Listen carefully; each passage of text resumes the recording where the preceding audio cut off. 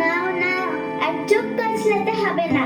আমি জানি আমি খুব কিউট দেখতে। আরে না, অনেকদিন গাছের কোটরে ছিলাম, চোখে সূর্যের আলো লাগতে ঝলসে গেছে। তবে বুড়ি এবার জব্দ হবে, আমাবস্যায় ফিরে পুতুল নিয়ে খেলা করবে।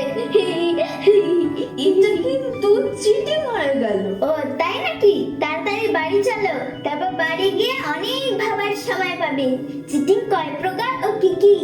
কিন্তু আমি তো রাস্তা চিনি না। চলো, নৌকা ঘাটে গিয়ে কাউকে জিজ্ঞাসা করলে কিছু একটা উপায় হবে।